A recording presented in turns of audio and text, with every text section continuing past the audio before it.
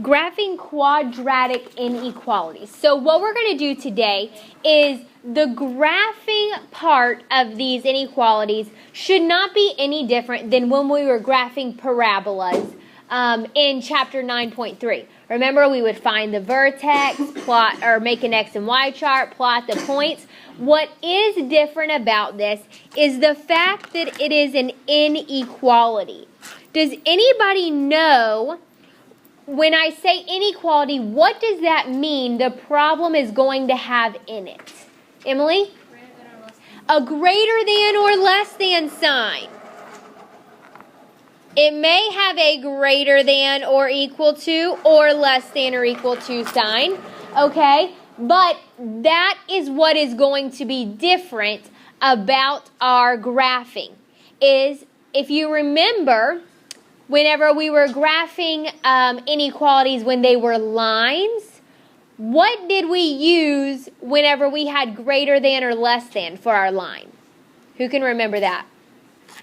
What kind of a line? Anybody? Dotted line. So our parabolas are going to have a dotted line. If I have greater than or greater than or equal to, less than or equal to, I'm going to have a solid line as my parabola. Now also, when we're dealing with inequalities, you always have to have some sort of shading. Because inequalities mean that there are more than one thing that can be your answer. Like if I had x is greater than 1, well, I know x can be 2. It can be 10, it could be 1,000,000, it could be 1,000. There's all different answers that x can be, and that's why I have to shade, okay? Now, before we do all of our graphing, we're just going to do a review. We're going to decide whether the ordered pair is a solution to the inequality. So they gave me an ordered pair. An ordered pair stands for x and y. I'm going to plug it in and say, yes, it is a solution, or no, it's not. So let's plug this first one in. Asia, plug in the numbers for me and tell me what you would have. -4 is greater than -2 times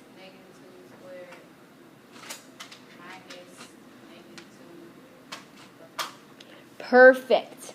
Okay, we plug in those numbers. Now, everybody stop for a second and look right up here. Because there was a lot of people on your quiz and test that got confused because on your quiz we had negative x squared. So when I plugged in the number -1, a lot of people said, oh, I need to make that a positive one. That is incorrect because according to order of operations, what do I do first? Parentheses, okay? You say, all right, so that means I have to multiply these. No. When it's talking about parentheses, it means something like this. I've actually got something to do inside of the parentheses. Is there anything to do inside of the parentheses here? No. So what are those parentheses standing for? Multiplication. What comes before multiplication in order of operations? Exponents. So I need to do the exponents first, and then I can do multiplication. So I have -4 is greater than -2. -2 squared is +4 minus -2 plus 1. Now I can do multiplication. -4 is greater than -8 plus 2, because these two signs make positive, plus 1. And -4 is greater than -5. Is this a solution? Is this ordered pair a solution? Yes. Because -4 is greater than -5. Now, if they were positive numbers, it would be no. All right. I want you to do the next one on your own. Okay, this is what you should have gotten. -1 is greater than +1. Is this ordered pair a solution? No, it is not. Okay. All right, now let's get into graphing. Now, these steps right here are the steps to graphing. You say, oh my gosh, that's so many steps. Most of these steps you already know, okay? All right, just like we did our parabolas in 9.3, in order to graph our equation, the very first thing I have to do is find the vertex. Somebody tell me, What is the formula to find the vertex? X equals negative b over 2 times a. Perfect. So I would look and I would say, okay, a is this, b is this, c is this. Plug it in to find my vertex. Next step, I would make an x and y chart. So I'd make my chart, x and y. Vertex goes in the middle here. Whatever I would find it, I would do 2 numbers smaller and 2 numbers larger than that x value. And then I would plug in those numbers and find what y is equal. Remember, whatever y equals on this side, it's going to just repeat itself on the other side. So that should just be a review to you. There should be nothing new about that part. Now, when we used to graph, what we would do is if this was our y-axis, this was our x-axis, we would plot our points. And before we just drew our line through and said, okay, there's our parabola. But because we have an inequality, I've got to look at my signs. If I have a greater than or less than sign, I have to have a dotted line. Okay? If I have a greater than or equal to, less than or equal to sign, I need to use a solid line when graphing. Now, this is where I really want you to pay attention because the shading can be confusing if you don't pay attention. Anytime at all I have a greater than sign, you're always going to shade up on the y-axis. You want to look at the y-axis only. It does not matter at all about the x-axis. So when it's greater than, I would look at my graph and I say, okay, this is up on the y-axis, so I need to shade everything inside of the parabola because my parabola is actually going up. Now, if it was less than, I would say, okay, let me look at my y-axis. This is going down on the y-axis because less than is getting smaller, so I need to shade everything on the outside of the parabola because which direction is the parabola going? Facing up. So if it's less than, shouldn't I do the opposite of up? Down. That's why I shade on the outside. Now, if my signs or if my parabola was different, okay, let's say this is what my parabola looked like.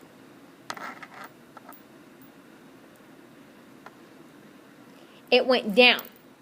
If I had a greater than sign, I'm going to say, okay, up on the y-axis is right here, so I shade everything on the outside of the parabola. If it was less than, I shade down on the y-axis, so it's everything inside of the parabola. Okay, now, some of you are looking at me like that does not make sense at all. I understand. In order for me to understand things, I've got to actually do it. So it might make more sense to you when we go to graph. Okay, so let's graph this parabola, this quadratic equation.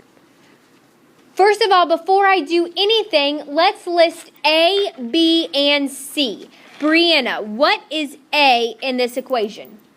1. What is B? 1. What is C? 8. Perfect. Okay. Cameron, what is my very first step in order to be able to graph?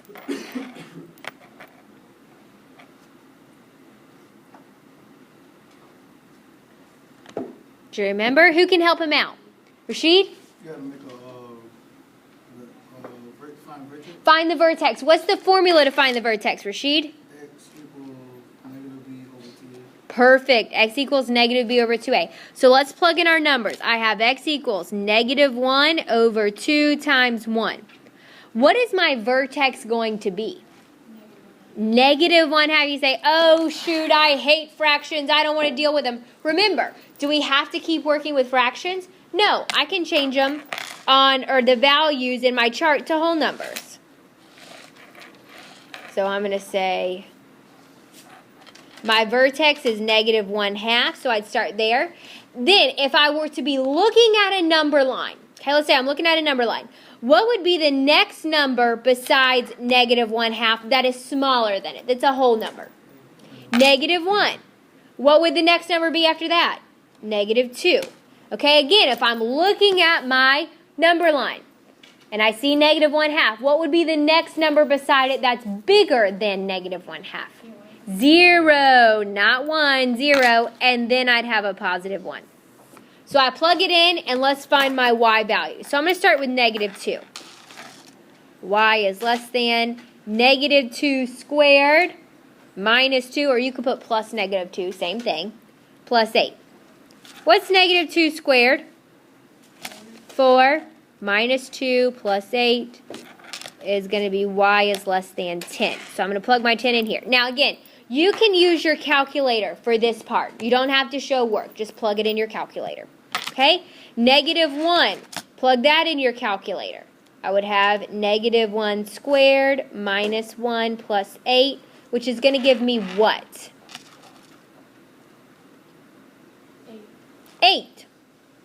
Now, this is the part you really want to use your calculator for. Because if you don't use your calculator for this, you will be getting common denominators, doing all kinds of fun stuff like that. Now, should you be able to know how to do that? Absolutely. Am I going to let you off a little bit? Yeah, you can use your calculator. All right? So, what would my answer be if I plugged in negative 1/2? Who's got that?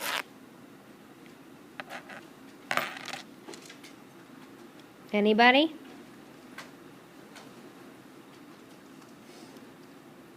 You should have 7 3/4.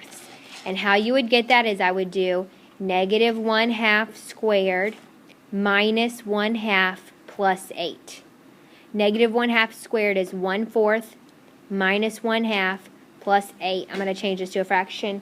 And then I'd have to have common denominators in order to be able to subtract. So I'd get 1/4 minus 2 over 4 plus 32 over 4. And I'm going to get 31 over 4. You say, wait a second, don't you always say we can leave it as an improper fraction? Yeah, but tell me, where is 31 over 4 on a graph? It's probably going to be really hard to find. So if you change it to a mixed number, it's going to be a lot easier. Oh, okay, I can locate 7 3/4 on a graph. All right? Now, what happens to my next values? They just repeat. Okay? So let's graph this parabola now. First of all, what is my sign in my original equation? What kind of inequality do I have? Less than. So when I go to graph this, am I going to have a dotted line or a solid line? Dotted. So my first point is negative 2, 10. So I go over to negative 2, up, I'm sorry, negative 2, positive 10. Over to negative 2, up to 10.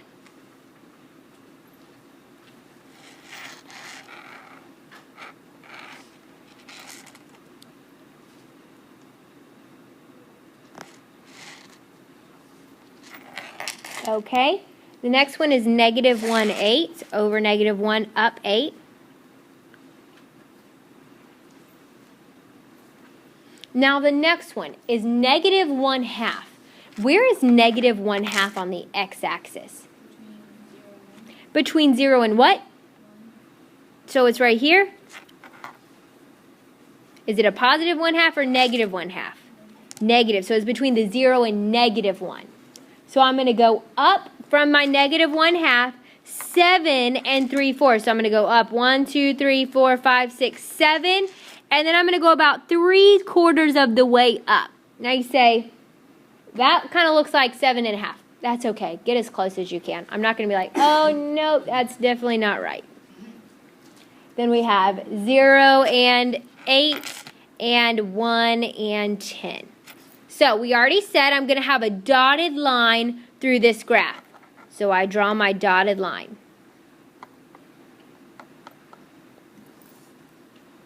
Now, it's a less than sign. So where am I going to shade on this graph? Around the parabola. Everywhere around it. Because which way is the y-axis going less than? Down and outside of the parabola. Okay? Okay, let's do our next graph. Let's list A, B, and C.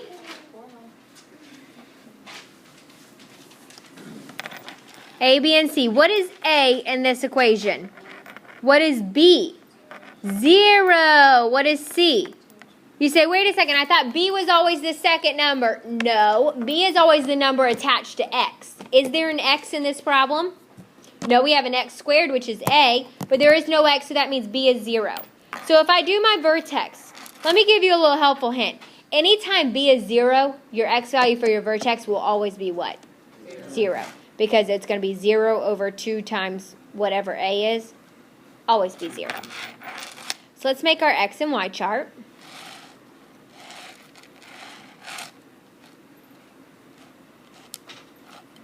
Zero is my X. Then I'm going to do 2 numbers smaller, which is -1, -2. 2 numbers larger, which is 1, 2. All right, let's plug in these numbers. Use your calculator. So I'm going to have -2 squared plus 2, which is 4 plus 2, which is 6. -1 squared plus 2 is 1. Plus 2 is 3. 0 squared plus 2 is 2. And then I just repeat my values. Okay, what kind of sign do I have in this equation?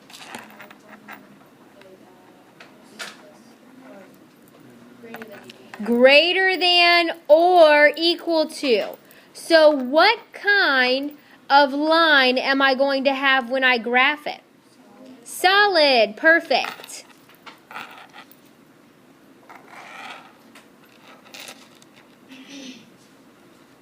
So here's my X and Y axis. My first point is -2, so I go over to -2, and +6, so I go up 6. My next point is -1, so I go over to -1, up to 3. Then I have 0, +2, 1, +3, 2, and 6. And we already said I'm going to have a solid line that goes through this parabola.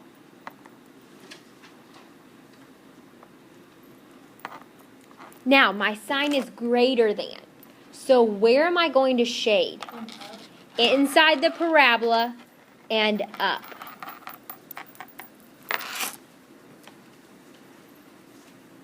Okay?